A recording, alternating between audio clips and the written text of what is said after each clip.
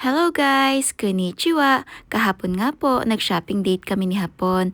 Pero bago ko po ipakita sa inyo yung mga kaganapan kahapon, magpapakilala po muna ako. Ako nga po pala si Fatima, dating OFW dito sa bansang Japan. Pero nakapangasawa ng Hapon.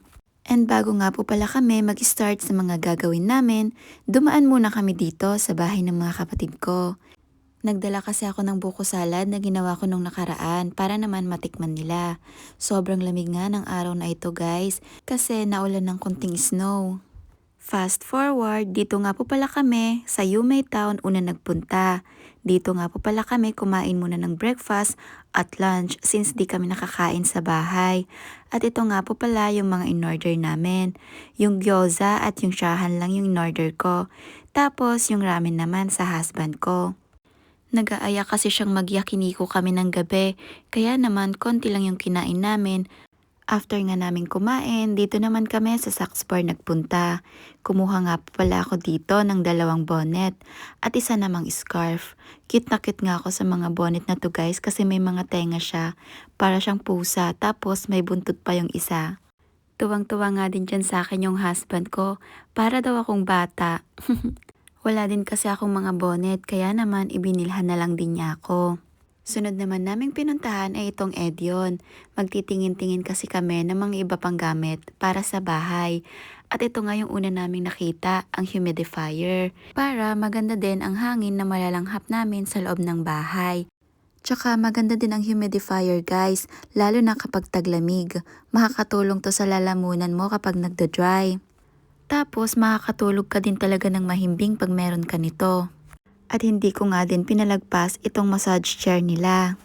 At kumuha nga din kami nitong pangtanggal ng himulmol sa mga damit.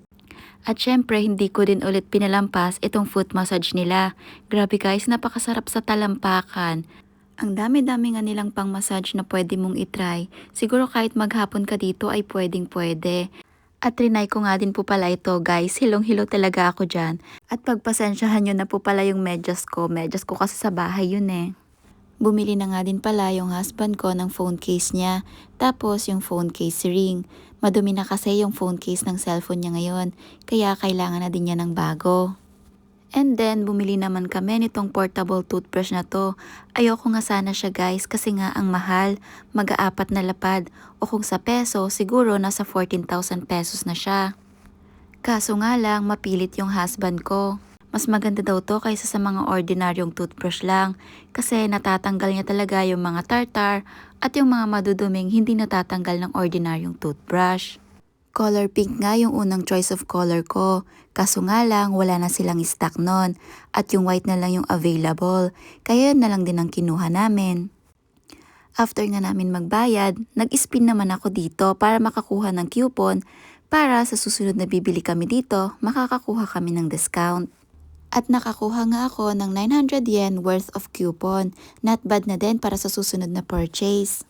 Dumaan lang din kami dito saglit sa may worksite ng husband ko. Yung mga green na cone na yan, chinek kasi namin yan kung may mga natumba ba. Sobrang lakas kasi ng hangin kahapon. Another fast forward, ito na nga po pala yung huling shop na pinuntahan namin, ang Shimamura. Naghahanap kasi ako ng mga pajama. Marami din naman ako mga pajama kaso nga lang yung mga pang winter kagaya nito ay ang kulang sa akin. Kaya naman kumuha ulit ako ng 2 piraso. Hindi na nga rin kami dito nagtagal, pajama lang din naman kasi yung hinahanap ko. Ang dami-dami pang ang pinapakita dyan sa akin ng husband ko, pero hindi ko naman kailangan ng madami. Sobrang bait at sobrang generous lang din talaga ng husband ko. Nagtitipid pa kami sa lagay na yan ha. Ayun lamang po, maraming salamat sa inyong panonood. Hanggang sa muli, mata ne!